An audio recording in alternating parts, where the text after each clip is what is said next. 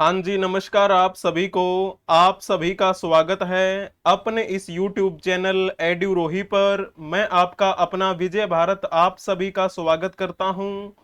आज का इतिहास सीरीज के अंतर्गत चलने वाली कक्षाएं आप सभी को डेली सुबह 7:30 बजे प्रोवाइड करवा दी जाती हैं अपने इस YouTube चैनल एड्यूरोही ऑफिशियल पर। आज 8 सितंबर के दिन आप सभी का स्वागत है इस कक्षा में। Today in history with MCQs. आज का दिन ऐतिहासिक दृष्टिकोण से किस मायने में महत्वपूर्ण है, उसी से संबंधित हम कुछ बातें कवर करेंगे और आपसे मल्टीपल चॉइस क्वेश्चंस भी पूछेंगे। ऐसे मल्टीपल चॉइस क्वेश्चंस जो पहले कभी आपके एग्जाम्स में पूछ लिए गए हैं या फिर आपके आने वाले एग्जाम्स के लिए जो इम्पोर्टेंट हो सकते हैं, उन्हीं क्वेश्चंस को आधार मानते हुए हम आपके लिए कुछ क्वेश्चंस लेकर आते हैं। ये आपकी कक्षा हफ्ते के 7 दिन होती है, एवरी डे होती है। अगर आपको ये कक्षा पसंद आ जाए तो कक्षा को लाइक कर दीजिएगा, अपने दोस्तों के साथ इसे शेयर भी कर दीजिएगा। अगर आपने अभी तक इस YouTube चैनल को सब्सक्राइब नहीं किया है तो सब्सक्राइब कर लीजिए, बेल आइकन बटन को भी प्रेस कर लीजिए ताकि समय से पहले आपको इस कक्षा की नोटिफिकेशन मिलती रहे। तो चलिए शुरुआत करते हैं हम आज के इस महत्वपूर्ण दिवस की। आज है 8 सितंबर और हर साल 8 सितंबर के दिन अंतरराष्ट्रीय साक्षरता दिवस मनाया जाता है। इंग्लिश में कहें तो इंटरनेशनल लिटरेसी डे मनाया जाता है 8 सितंबर को। कई बार आपसे वनडे के एग्जाम में ये पूछा जा सकता है। ये पूरे विश्व भर में मनाया जाता है। वर्तमान अगर परिदृश्य की बात करें तो शिक्षा हमारे लिए बहुत जरूरी है। सामाजिक दृष्टिकोण से भी हमें वास्तविक शिक्षा का ज्ञान होना चाहिए। केवल किताबें पढ़ लेने से वो ज्ञान ज्ञान नहीं कहलाएगा जब तक उसे हम आम जनजीवन में अपने जीवन में नहीं उतारेंगे, है ना। तो शिक्षा हमारे जीवन का आवश्यक अंग है। तो इस परिदृश्य को ध्यान में रखते हुए साक्षरता दिवस मनाया जाता है ताकि प्रत्येक व्यक्ति को साक्षरता के प्रति जागरूक किया जा सके। और ये दुनिया भर में आज मनाया जा रहा है। साक्षरता के महत्व के बारे में जागरूक करना, यही उद्देश्य है इस दिवस को मनाने का। नीति निर्माता जो हुए हमारे भारतवर्ष में, उनकी याद दिलाता है उन्होंने किस प्रकार से निर्माण किया नीतियों का। अगर वो शिक्षित नहीं होते तो किस प्रकार वो करते। तो उनकी भी हम आप कह सकते हैं उनके महत्व को हम आज याद कर रहे हैं। तो लोगों को साक्षर होने और सामाजिक और मानव विकास के अपने अधिकारों को जानने के लिए प्रेरित करना, यही उद्देश्य है इस दिवस को मनाने का। ठीक है। अब आपसे अगर पूछा जाए कि ये दिवस किस संगठन के द्वारा मनाया जाता है तो आपने नाम सुना होगा यूनेस्को का। UNESCO United Nation educational scientific cultural organisation. Hindi में कहें तो इसका नाम क्या होगा? संयुक्त राष्ट्र शैक्षणिक वैज्ञानिक सांस्कृतिक संगठन। तो इस दिवस को कौन मनाता है? तो इसी के द्वारा शुरुआत की गई, यूनेस्को के द्वारा शुरुआत की गई। हर साल ये मनाया जाता है। हर साल थीम अलग अलग होती है। आपके लिए ये क्वेश्चन है कि आप ये बताइएगा कि वर्तमान समय में यानी कि 2024 का जो ये अंतर्राष्ट्रीय साक्षरता दिवस मनाया जा रहा है, इसकी थीम क्या रखी गई है? तो आप ये बताइएगा, ठीक है ना। चलिए जी, अब हम चलते हैं। सबसे पहले शुरुआत करेंगे जन्मदिन से, फिर उसके बाद में हम जयंती और पुण्यतिथि की बात करेंगे। लेकिन चलो पहले बात कर लेते हैं जन्मदिन के बारे में। जिनका आज जन्मदिन है, जिन्होंने कुछ विशेष नाम कमाया है अपने भारतवर्ष में, इनका नाम आपने बखूबी सुना होगा। नाम है इनका आशा भोंसले। आशा भोंसले का आज जन्मदिन है। इनकी अगर हम बात करें, 8 सितंबर 1933 को इनका जन्म हुआ था सांगली में। सांगली। तो चलो एक बार पहले इनसे संबंधित आप क्वेश्चन बता दीजिएगा। एक, किस वर्ष आशा भोंसले का नाम सबसे अधिक स्टूडियो रिकॉर्डिंग के लिए Guinness book of world records में दर्ज किया गया था। यानी कि एक साल में सबसे ज्यादा रिकॉर्डिंग इन्होंने की थी, वो कौन सा साल था और इन्होंने अपना नाम गिनीज बुक में रिकॉर्ड करवाया था? जल्दी जल्दी से बताएं। अगर आपने इसमें लिखा होगा ना 2011, तो फिर आपने बखूबी अच्छा जवाब दिया है। सांगली में इनका जन्म हुआ, और ये सांगली कहां पर है? महाराष्ट्र में है। वहीं पर इनका क्या हुआ था? जन्म हुआ। इनके पिता का नाम दीनानाथ मंगेशकर था। और आपको पता है इनकी बहन जो बड़ी प्रसिद्ध रही हमारे भारतवर्ष में, जिनको हम क्या कहते हैं, लता मंगेशकर, है ना, तो वो इनकी बड़ी बहन थी। तो जब हम बात करते हैं इन्होंने किस क्षेत्र में अपना नाम कमाया, तो ये भी एक गायिका रही हैं हमारे भारतवर्ष की, बहुत प्रसिद्ध। आज भी इनके जो गीत हैं वो बड़े सुने जाते हैं। इनको एक नया नाम दिया गया है, आशा ताई। आशा ताई के नाम से भी इनको जाना जाता है। भारतीय शास्त्रीय संगीत के बारे में भी इनको बखूबी जानकारी है। कई पुरस्कारों से इनको सम्मानित किया गया। भारत सरकार ने इनको पद्म विभूषण से सम्मानित किया। पद्म विभूषण जो है वो हमारे भारत का दूसरे नंबर का सर्वोच्च नागरिक सम्मान है। और किस प्रकार ये भूमिका निभाती रही हैं? प्लेबैक सिंगर की भूमिका निभाती रही हैं, यानी कि पार्श्व गायिका आप इनको कह सकते हैं। लता मंगेशकर की छोटी बहन है ये, और दीनानाथ मंगेशकर की बेटी हैं। लगभग कहा जाता है कि इन्होंने 800 से ज्यादा फिल्मों में 10,000 से भी ज्यादा गाने गाए हैं। तो इस प्रकार आप इनके बारे में थोड़ी और ज्यादा जानकारी हासिल कर लीजिएगा, आपको और भी पता होना चाहिए। तो इन्होंने रिकॉर्ड बनाया था 2011 में, सबसे ज्यादा रिकॉर्डिंग करते हुए एक साल में। चलो जी, यहाँ पर आप फोटो देख सकते हैं, ये हैं लता जी, जो इनकी बड़ी बहन थी, आज इस संसार में नहीं है, हमें छोड़कर जा चुकी हैं, है ना।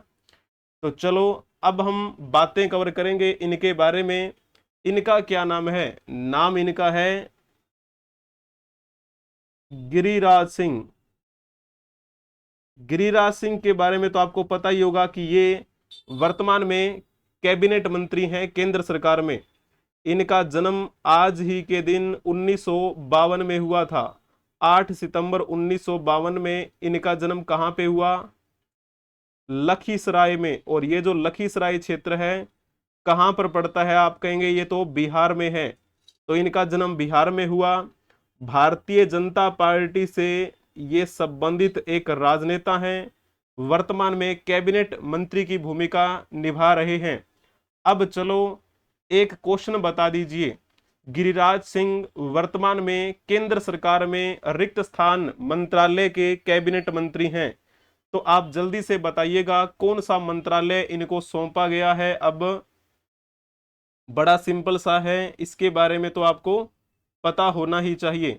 अगर आपने लिखा होगा ना कपड़ा मंत्रालय, सॉरी बी ऑप्शन अगर आपने टिक किया है तो फिर आपने बखूबी अच्छा जवाब दिया है।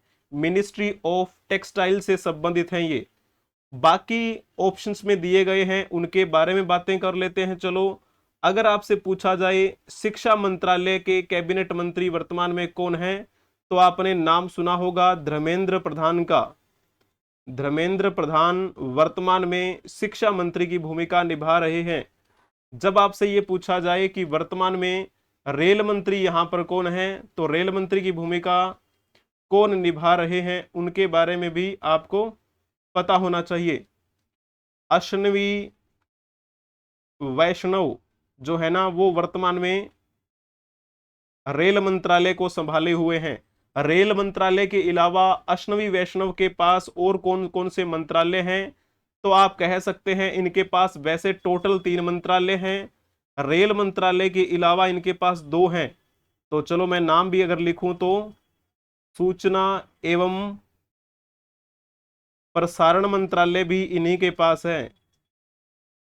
ठीक है, और कौन सा मंत्रालय इनके पास है, तो आप लिख देंगे इलेक्ट्रॉनिक्स सूचना प्रौद्योगिकी मंत्रालय। तो ये मंत्रालय भी इनके पास है। टोटल 3 हो गए, रेल मंत्रालय के अलावा दो ये मैंने यहां पर लिख दिए हैं, आपको पता होना चाहिए। क्लियर हुआ? अब ऑप्शन बच चुका है ए ऑप्शन, नागरिक विमानन मंत्रालय किसके पास है? तो फिर नाम किसका आएगा? किंजरापू राम मोहन नायडू, ठीक है ना। तो इनके पास ये नागरिक विमानन मंत्रालय है, यानी कि मिनिस्ट्री ऑफ सिविल एविएशन के जो कैबिनेट मंत्री हैं वो हैं राम मोहन नायडू। क्लियर हुआ आपको ये पॉइंट? चलिए, हम बात कर रहे थे गिरिराज सिंह के बारे में, जो कि कपड़ा मंत्री की भूमिका निभा रहे हैं, भारतीय जनता पार्टी से बिलोंग करते हैं, मूल रूप से बिहार से ये आते हैं। तो आज इनका जन्मदिन है, इनको बहुत बहुत बधाई हो। इन्होंने अलग अलग कैबिनेट मंत्री के रूप में कार्य किया है, और वैसे भी बिहार में भी इन्होंने कई मंत्री पद पर कार्य किया है, ठीक है। 2014 में श्रम स्थायी समिति के ये सदस्य बने थे। बिहार सरकार में पशु और मत्स्य संसाधन विकास के मंत्री के रूप में कार्य करते रहे, सहकारी मंत्री रहे बिहार सरकार में, बिहार विधान परिषद के सदस्य भी रहे, फिर करते करते ये कैबिनेट में भी पहुंचे, डेयरी और मत्स्य पालन मंत्री भी रहे, पंचायत राज मंत्री भी रहे, 2021 में बने थे, आपको पता ही होगा, और ग्रामीण विकास मंत्री, और वर्तमान में ये कपड़ा मंत्री की भूमिका निभा रहे हैं। मिनिस्ट्री ऑफ टेक्सटाइल्स जो है वो इनको दिया गया है। अब चलो, यहां पर इनका जो ट्विटर एक्स का एक ऑफिशियल अकाउंट है उसका स्क्रीनशॉट मैंने आपको दिखाया हुआ है। शांडिल्य गिरिराज सिंह है ना, बीजेपी कार्यकर्ता, एमपी बेगूसराय। एक सेकंड रुकना जरा, सॉरी। तो बेगूसराय जो है ना, वहां से ये वर्तमान में सांसद हैं और मिनिस्टर ऑफ टेक्सटाइल्स। चलिए जी, अब हम बातें कवर करेंगे उनके बारे में जिनकी आज जयंती है या फिर जिनकी पुण्यतिथि है। शुरुआत करेंगे हम जयंती से। इनका नाम आपने जरूर सुना होगा, नाम इनका है भूपेन हजारिका। भूपेन हजारिका का नाम आपने जरूर सुना होगा। तो पहले आप इनके बारे में एक क्वेश्चन ही बता दीजिए। भारत के प्रसिद्ध लोक संगीतकार भूपेन हजारिका निम्नलिखित में से किस राज्य से संबंधित थे? तो कौन सा ऑप्शन इसमें से ठीक रहेगा, जल्दी से बताइएगा। किस राज्य से थे ये? अगर आपने लिखा होगा ना असम, तो फिर आपने बखूबी अच्छा जवाब दिया है। भूपेन हजारिका का जन्म आज ही के दिन 1926 में हुआ था। कहां पे इनका जन्म हुआ? असम में इनका जन्म हुआ, और इनकी मृत्यु 5 नवंबर 2011 को ही मुंबई महाराष्ट्र में, मुंबई महाराष्ट्र।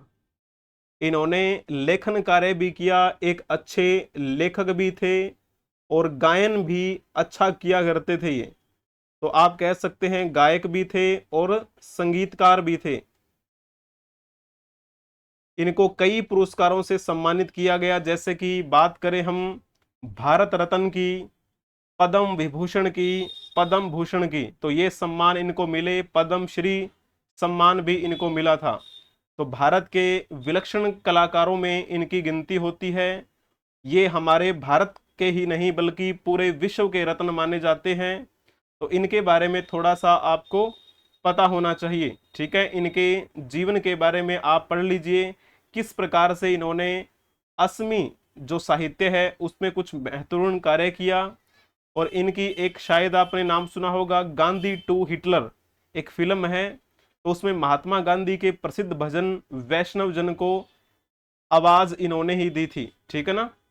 तो इस प्रकार आपको थोड़ा पॉइंट ध्यान में रखना है। असम साहित्य सभा के अध्यक्ष के रूप में भी इन्होंने कार्य किया। दादा साहब फाल्के पुरस्कार से भी इनको सम्मानित किया गया, ठीक है।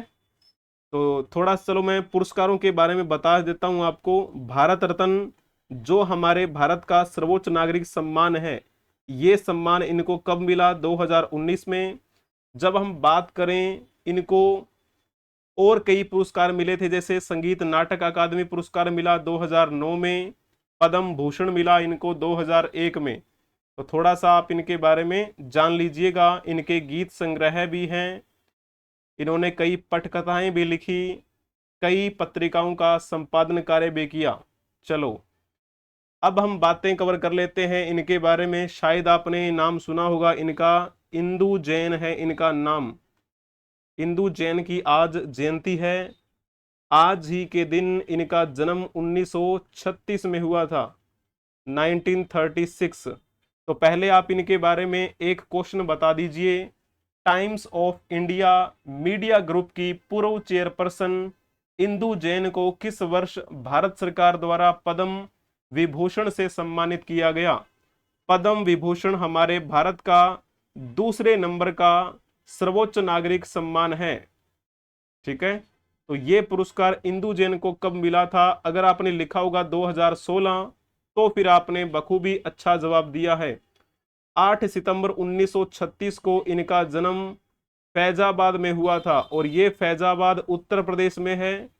और इनकी मृत्यु 13 मई 2021 को हुई थी। क्लियर हुआ? इनको महात्मा महावीर अवार्ड से भी सम्मानित किया गया। तो ये जो पॉइंट है वो आपको पता होना चाहिए। 2016 में इनको भारत सरकार द्वारा पद्म विभूषण से सम्मानित किया गया। Times of India media group का नाम आपने सुना होगा, उसके अध्यक्ष के रूप में भी इन्होंने कार्य किया था। और FICCI की महिला विंग की फाउंडर प्रेसिडेंट भी ये रहीं। और इसके साथ साथ में इन्होंने ज्ञानपीठ ट्रस्ट की अध्यक्षता भी की थी। तो थोड़ा सा आप इनके बारे में और जान लीजिए। चलिए जी, अब हम इनके बारे में बातें कवर कर लेते हैं। नाम है इनका रूप सिंह। शायद आपने नाम इनका सुना होगा, आपने मेजर ध्यानचंद का नाम जरूर सुना है। तो मेजर ध्यानचंद का जिक्र होता था उस समय में, या फिर रूप सिंह का जिक्र होता था। 8 सितंबर 1908 में इनका जन्म हुआ था। कहाँ पे? जबलपुर में। और ये जबलपुर जो है वो मध्य प्रदेश में पड़ता है। ठीक है ना? और इनकी मृत्यु 16 दिसंबर 1977 को इनकी मृत्यु हुई थी। कहाँ पे? ग्वालियर में इनकी मृत्यु हुई। और ये जो ग्वालियर है वो कहाँ पर है? वो भी मध्य प्रदेश में है। थोड़ा सा मैंने हिंट आपको दे दिया है। ये भारत में किस रूप में प्रसिद्ध हुए? तो भारतीय हॉकी टीम के ये खिलाड़ी थे। ठीक है ना? तो ये भी मेजर ध्यानचंद जैसे ही थे। मेजर ध्यानचंद को हम हॉकी का जादूगर कहते हैं। और रूप सिंह जो थे वो भी हॉकी की टीम में बड़े बेहतरीन खिलाड़ी थे। ठीक है, या तो हम मेजर ध्यानचंद को याद करते हैं या फिर हम याद करते हैं उस समय के रूप सिंह को। ठीक है ना? तो थोड़ा सा आप इनके बारे में जान लेंगे। और हमारी हॉकी की टीम ओलंपिक के इतिहास में बड़ी बेहतरीन टीम रही है। बहुत बार, अनगिनत बार गोल्ड मेडल जीता है हमने, है ना? तो ऐसा कहा जाता है कि इनकी स्टिक से जो गोल हुए थे उस समय 1932 के जो ओलंपिक खेल हुए और 1936 के जो ओलंपिक खेल हुए थे, उन ओलंपिक खेलों में हमारे भारत ने गोल्ड मेडल जीता था। उसमें इनका अहम योगदान माना जाता है। 1932 के जो ओलंपिक खेल हुए थे वो कहाँ पे हुए थे? USA, लॉस एंजलिस में हुए थे, है ना? तो इस प्रकार आपको पॉइंट ध्यान में रखना है। चलिए जी, अब वर्तमान में भी आपको पता है थोड़े ही दिन पहले ओलंपिक खेल हुए थे। कहाँ पे? पेरिस में हुए थे। अब आप ये बताइएगा कि पेरिस ओलंपिक में जो हॉकी की टीम गई हुई थी, उस हॉकी की टीम का नेतृत्व कौन कर रहे थे? भारतीय पुरुष हॉकी की टीम की बात हो रही है। तो आप जल्दी से बताइएगा कब की बात है? तो 2024 पेरिस ओलंपिक की बात है। तो उसमें हरमनप्रीत सिंह जो है वो हॉकी की टीम का नेतृत्व कर रहे थे। यहां पर आप फोटोज देख सकते हैं। कौन सा पदक जीत कर आए हमारे हॉकी की टीम के खिलाड़ी? तो आप कहेंगे ब्रोंज मेडल जीता था अभी 2024 के पेरिस ओलंपिक में। क्लियर हुआ आपको ये पॉइंट? चलिए जी, अब हम इनके बारे में बातें कवर करेंगे। नाम इनका शायद आपने सुना होगा, रमन विश्वनाथन इनका नाम। रमन विश्वनाथन की भी आज क्या है? जयंती है। इनका जन्म 8 सितंबर 1899 को हुआ था। अब चलो पहले आप इनके बारे में एक क्वेश्चन बता दीजिए। रमन विश्वनाथन, जिन्हें 1974 में भारत सरकार द्वारा चिकित्सा विज्ञान के क्षेत्र में पद्म भूषण से सम्मानित किया गया, उनका जन्म किस राज्य में हुआ था? ये पॉइंट आपसे पूछा गया है, तो जल्दी से आप बता दीजिए। अगर आपने इसमें लिखा होगा तमिलनाडु, तो फिर आपने बखूबी अच्छा जवाब दिया है।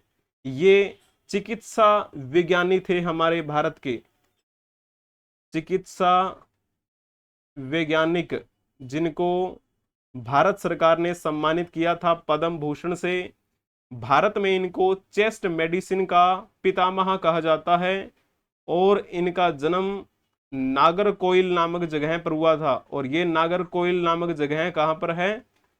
तमिलनाडु में है। जब हम बात करते हैं इनकी मृत्यु की, तो इनकी मृत्यु कब हुई थी? 14 जुलाई 1982 को इनकी मृत्यु हुई थी। क्लियर हुआ ना आपको? आज इनकी भी जयंती है, इन्हें भी हम नमन करते हैं। तो चलो अब हम बातें कवर करेंगे जिनकी आज पुण्यतिथि है। तो सबसे पहले हम बात कर लेते हैं इनके बारे में। नाम आपने इनका बहुत बार सुना होगा, राम जेठमलानी इनका नाम था।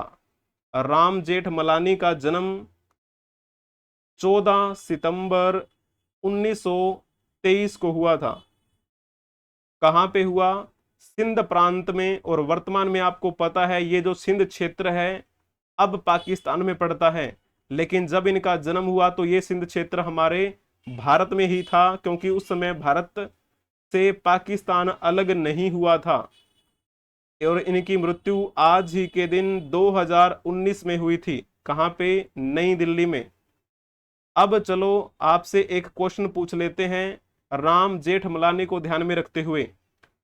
चलिए, भारत के प्रसिद्ध वकील और राजनीतिज्ञ राम भूलचंद जेठमलानी का निधन 2019 में हो गया था। वह केंद्र सरकार में रिक्त स्थान के कैबिनेट मंत्री रहे थे। आप अगर आराम से भी बताना चाहेंगे तो बिल्कुल बता सकते हैं। यहाँ पे लिखा हुआ है प्रसिद्ध वकील और राजनीतिज्ञ। वकील थे तो जाहिर सी बात है कानून मंत्रालय इनको मिला होगा।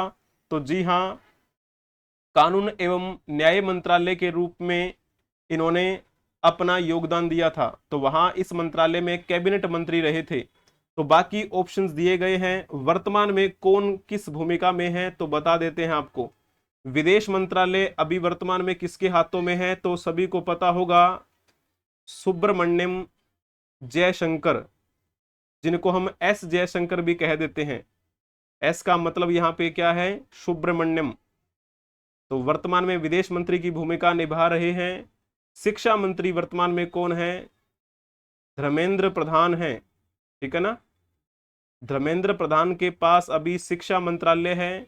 जब हम बात करें खाद्य प्रसंस्करण उद्योग मंत्रालय किसको सौंपा गया है?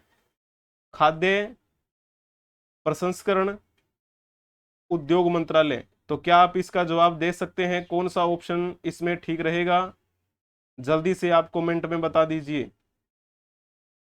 तो अगर आपने बताया होगा चिराग पासवान के बारे में तो फिर आपने ठीक लिखा है।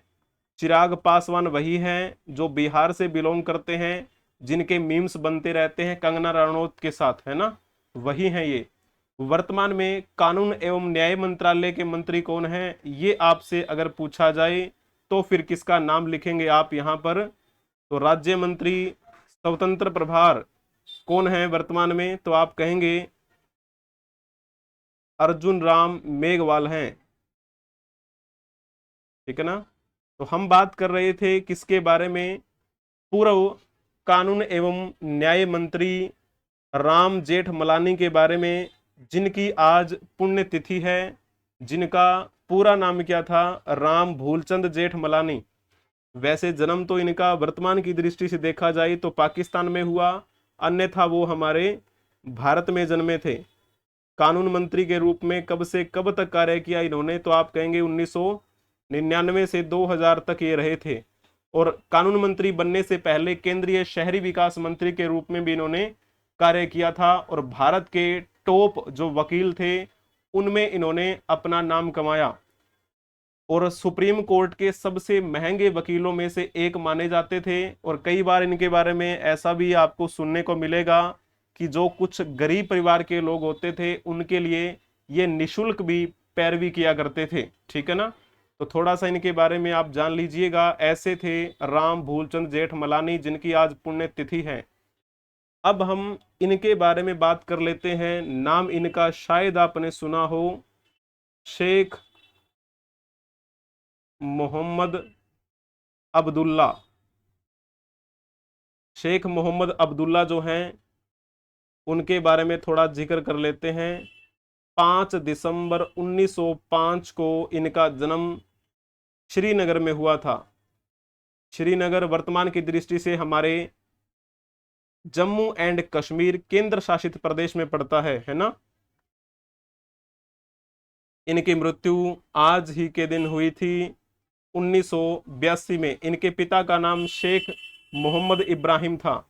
जब हम बात करें इनकी संतान कौन हुई थी, फारूक अब्दुल्ला का नाम आपने सुना होगा। कौन सी पार्टी से बिलोंग करते थे, तो आपने एक पार्टी का नाम सुना होगा, जम्मू कश्मीर नेशनल कॉन्फ्रेंस, है ना। Jammu Kashmir national conference party से बिलोंग करते थे। और जब जम्मू कश्मीर राज्य हुआ करता था उस समय ये मुख्यमंत्री भी रहे थे जम्मू कश्मीर के। कब से कब तक रहे, 1977 से लेकर 1982 तक इन्होंने जम्मू कश्मीर के मुख्यमंत्री के रूप में कार्य किया। यहां पर आप देख सकते हैं दैनिक भास्कर जो न्यूज़पेपर है, उन्होंने ये पब्लिश किया था शेख अब्दुल्ला के बारे में। शेख अब्दुल्ला का जो बेटा है उसे हम फारूक अब्दुल्ला के नाम से जानते हैं, जो कि वहां के मुख्यमंत्री रहे थे। नेशनल कॉन्फ्रेंस पार्टी के ये राष्ट्रीय अध्यक्ष की भूमिका भी निभा रहे हैं। और उनके जो बेटे हैं आगे उमर अब्दुल्ला हैं। शेख अब्दुल्ला के जो दामाद थे उनका नाम गुलाम मोहम्मद शाह, जो कि वहां के मुख्यमंत्री रहे थे। तो जम्मू कश्मीर में जो है वो आपको पता होगा इस पार्टी का दबदबा लंबे समय तक रहा। और आप देख सकते हैं कितना प्रभाव, कितना कटा हुआ था जम्मू कश्मीर हमारे भारत से। और उस समय आपको पता है कितने दंगे हुआ करते थे वहां पर, होते तो आज भी हैं, लेकिन अगर हम कंपैरिजन करें तो बहुतायत मात्रा में वहां पर दंगे हुआ करते थे, आतंकवादी गतिविधियां वहां पर हुआ करती थी। तो इसके बारे में थोड़ा आप जान लीजिएगा, ठीक है ना। चलिए, अब अगर आपसे पूछा जाए कि केंद्र शासित प्रदेश जम्मू और कश्मीर के वर्तमान लेफ्टिनेंट गवर्नर कौन है। आपको पता है 2019 से पहले जम्मू एंड कश्मीर हमारा राज्य हुआ करता था। और 2019 में जम्मू कश्मीर को 2 यूटी में बदल दिया गया। एक यूटी का नाम रखा गया जम्मू एंड कश्मीर और दूसरी यूटी का नाम रखा गया लद्दाख। 2 अलग अलग यूटी बना दी गई एक राज्य से। तो अब आप ये बताओ कि जम्मू कश्मीर जो यूटी है उसके लेफ्टिनेंट गवर्नर कौन है। अगर लिखा होगा आपने मनोज सिन्हा, तो फिर आपने बखूबी अच्छा जवाब दिया है। यहां पर आप देख सकते हैं यही तो है मनोज सिन्हा। ये जो आपको मैप दिखाई दे रहा है, ये आप जम्मू कश्मीर यूटी की ऑफिशियल वेबसाइट पर जब जाएंगे तो वहां पर आपको यही मैप दिखाई देगा। ये आपका लद्दाख यूटी है और ये जो आपको येलो कलर में दिखाई दे रहा है ये हमारा जम्मू कश्मीर यूटी है। इसका कुछ पार्ट जो है जिसे हम पीओके के नाम से जानते हैं वो पाकिस्तान के अधिकार क्षेत्र में है, लेकिन एक ना एक दिन वो हम ले ही लेंगे। तो चलो यहाँ पर आप ये फोटो देख लीजिए। जब आप जम्मू कश्मीर ऑफिशियल वेबसाइट पर जाएंगे तो वहां पर आपको ये चीजें दिखाई देंगी। इसमें कितने डिस्ट्रिक्ट बने हुए हैं, तो उनकी ऑफिशियल वेबसाइट के अनुसार 20 जिले हैं, लेकिन जब आप इनकी गिनती करेंगे तो यहाँ पर आपको 22 जिले दिखाई देंगे इस मैप में। ठीक है, 2 जिले यानी कि जो इस साइड का एरिया है ये अभी किसके अधिकार क्षेत्र में है, पाकिस्तान के अधिकार क्षेत्र में है। तो ऑफिशियली 20 डिस्ट्रिक्ट हैं according to official website of Jammu and Kashmir केंद्र शासित प्रदेश। वहां का अगर हम कुछ प्रोफाइल चेक करने का प्रयास करें तो कैपिटल सिटी है श्रीनगर और जम्मू 2 हैं। पॉपुलेशन है लगभग 1.25 करोड़ की। और ये जम्मू कश्मीर केंद्र शासित प्रदेश का एरिया कितने में फैला हुआ है, 42,241 किलोमीटर स्क्वायर में फैला हुआ है ये। 207 तहसीलें बनी हुई है इस जम्मू एंड कश्मीर केंद्र शासित प्रदेश में। अब चलो हम इनके बारे में भी जान लेते हैं। शायद आपने इनका नाम सुना होगा, नहीं भी सुना है तो चलो कोई बात नहीं, आपको बता देते हैं। नाम है इनका फिरोज खान। एक सेकंड, कलर चेंज कर लेते हैं थोड़ा। फिरोज खान। कई बार आपने फिरोज गांधी नाम सुना होगा, वैसे नाम तो फिरोज खान था ना, फिरोज खान। तो फिरोज खान का अगर हम जन्म देखें तो कब हुआ था, 12 सितंबर 1912 को हमारे भारत में ही हुआ था, मुंबई में। मुंबई महाराष्ट्र का एरिया है। और इनकी मृत्यु आज ही के दिन 1960 में हुई थी। दिल का दौरा पड़ने से दिल्ली में इनकी मृत्यु हुई थी, है ना। तो जब हम बात करें इनके पिता का नाम क्या था, जहांगीर। इनकी मां का नाम था रतिमाई। और इनकी जो धर्म पत्नी थी, जिनको हम इंदिरा गांधी के नाम से जानते हैं, और इंदिरा गांधी हमारे भारत की पहली महिला प्रधानमंत्री रही थी, है ना। तो वो पॉइंट आपको पता होना चाहिए। इनके दो संतानें हुई, राजीव गांधी और संजय गांधी। ऐसा कहा जाता है कि, चलो मैं आपको फोटो के माध्यम से बताऊंगा, थोड़ा सा पहले फिरोज खान के बारे में बता देते हैं। जब महात्मा गांधी 1930 में सविनय अवज्ञा आंदोलन शुरू कर रहे थे, उसी समय की बात है। इन्होंने जेल यात्रा भी की थी 1930 से 1932 की। जब महात्मा गांधी के नेतृत्व में 1942 में भारत छोड़ो आंदोलन की शुरुआत हुई, उस समय भी इन्होंने जेल की यात्रा की थी। लोकसभा के प्रभावशाली सदस्यों में इनकी गिनती की जाती थी उस समय। और भारत की प्रथम महिला प्रधानमंत्री इंदिरा गांधी के ये पति थे, ठीक है ना। तो यहाँ पर आप ये चित्र देख लीजिए। इंडियन नेशनल कांग्रेस के शुरुआती दौर के नेता कौन थे, मोतीलाल नेहरू। मोतीलाल नेहरू इस फोटो में आपको खड़े हुए दिखाई दे रहे हैं। इनके पास में एक बच्चा बैठा हुआ है। यही बच्चा बड़ा होकर क्या कहलाया, जवाहरलाल नेहरू के नाम से प्रसिद्ध हुआ। जवाहरलाल नेहरू जो थे, जिनको हम चाचा नेहरू के नाम से भी जानते थे। और जवाहरलाल नेहरू हमारे भारत के पहले प्रधानमंत्री बने। इस फोटो में जवाहरलाल नेहरू के साथ एक लड़की दिखाई दे रही है, छोटी सी बच्ची। यही लड़की बड़ी होकर क्या कहलाई, इंदिरा गांधी के नाम से प्रसिद्ध हुई। इंदिरा गांधी ने शादी कर ली थी फिरोज खान के साथ। और फिर इन दोनों की जो संतानें हुई, दो संतान इनकी हुई थी। एक का नाम रखा गया राजीव गांधी, ठीक है ना।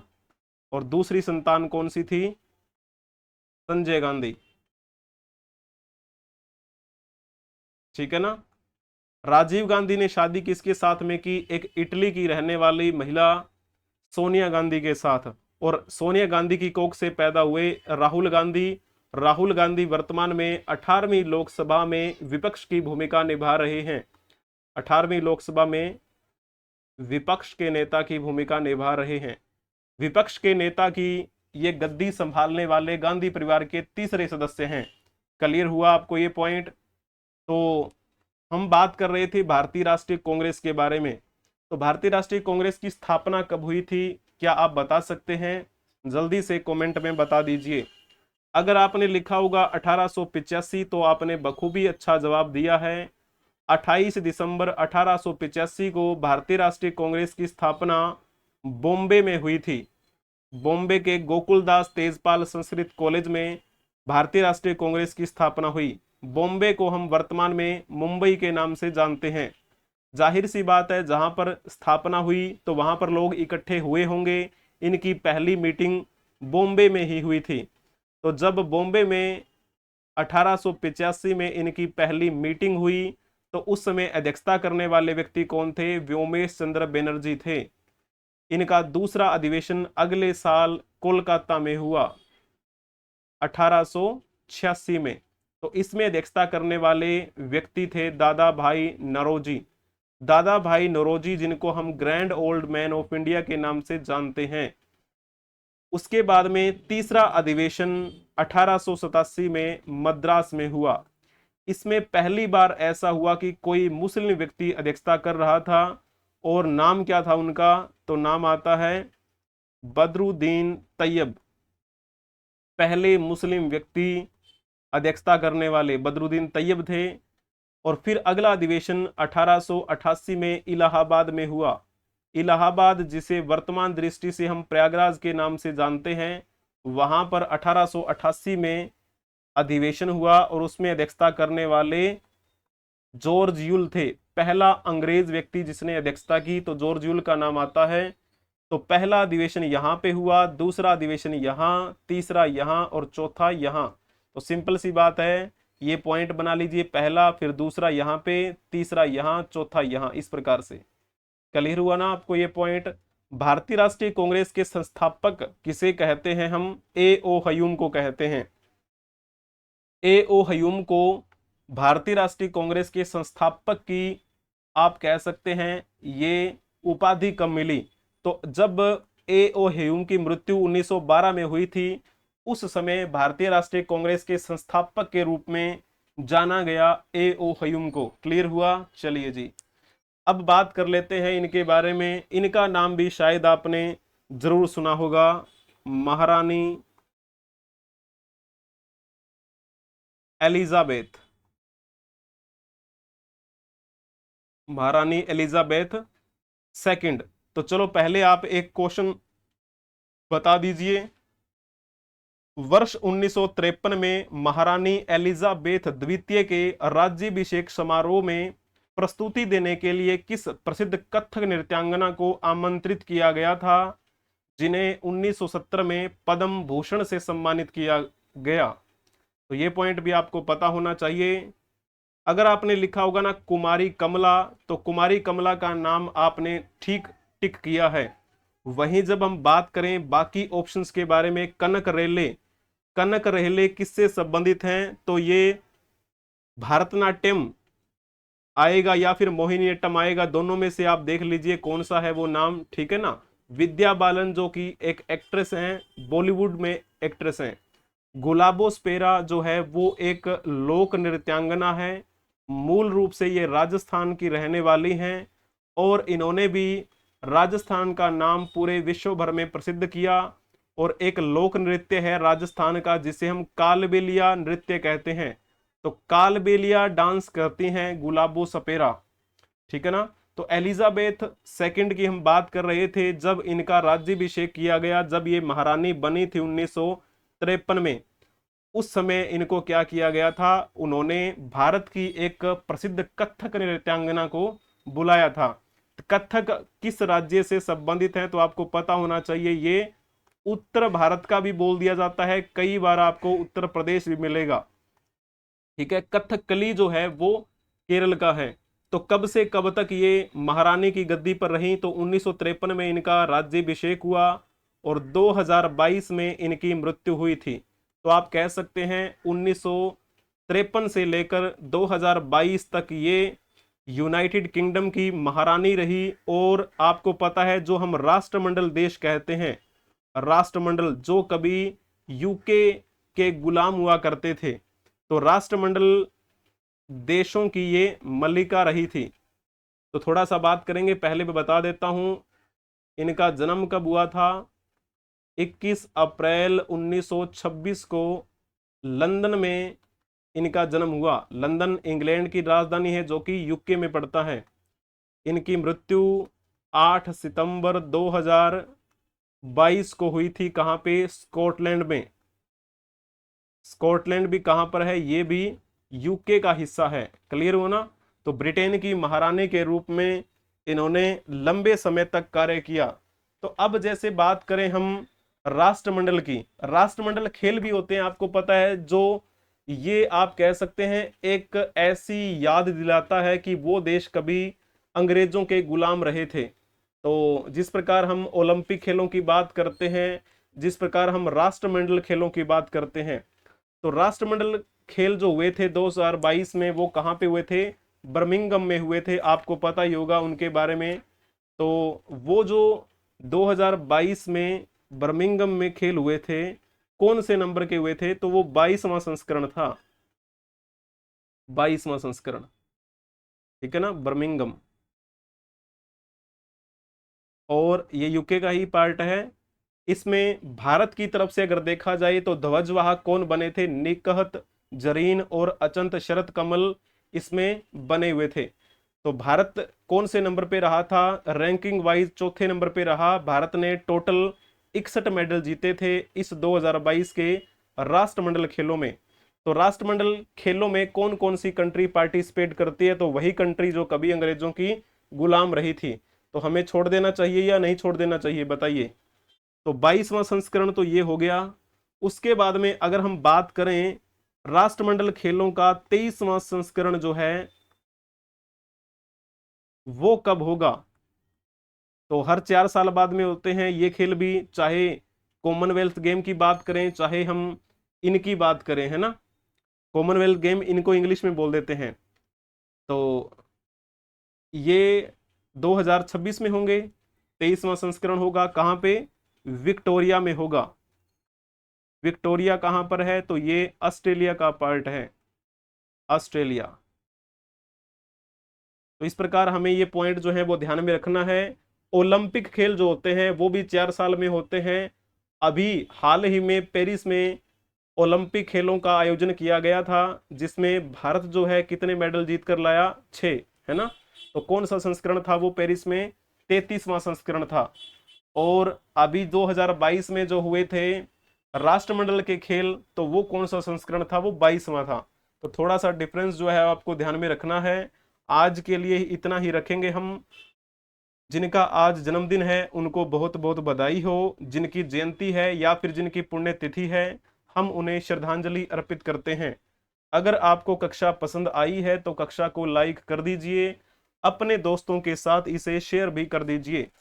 अगर आपने अभी तक इस YouTube चैनल को सब्सक्राइब नहीं किया है तो सब्सक्राइब कर लीजिए, बेल आइकन बटन को भी प्रेस कर लीजिए ताकि समय से पहले आपको इस कक्षा की नोटिफिकेशन मिलती रहे। तो आप सभी का धन्यवाद बने रहने के लिए। आप सभी हमसे अलग अलग सोशल मीडिया प्लेटफॉर्म के माध्यम से संपर्क कर सकते हैं। वहां पर आपको ढेरों सारे मल्टीपल चॉइस क्वेश्चंस दिखेंगे जो एग्जाम्स में पूछे गए हैं, ठीक है। और जैसे कि ट्विटर, हिप्पी, जोश, share chat, WhatsApp channel, Instagram, मोज, फेसबुक, टेलीग्राम, किसी भी प्लेटफॉर्म पे सर्च कर लीजिए एड्यूरोही24। अपने चैनल की प्रोफाइल आपको वहां पर मिल जाएगी। अगर सर्च ना भी करें तो वीडियो के डिस्क्रिप्शन में आपको सभी सोशल मीडिया प्लेटफॉर्म्स के लिंक मिल जाएंगे, डायरेक्ट आप हमें फॉलो कर सकते हैं। Thank you for watching, like share and subscribe. बने रहिएगा हमारे साथ एड्यूरोही ऑफिशियल के साथ। हम मिलेंगे नेक्स्ट क्लास में, तब तक के लिए आप हंसते रहें, मुस्कुराते रहें, पढ़ते रहें, खेलते रहें और खिलखिलाते रहें। नेक्स्ट क्लास में मिलते हैं, तब तक के लिए जय हिंद, जय भारत, वंदे मातरम।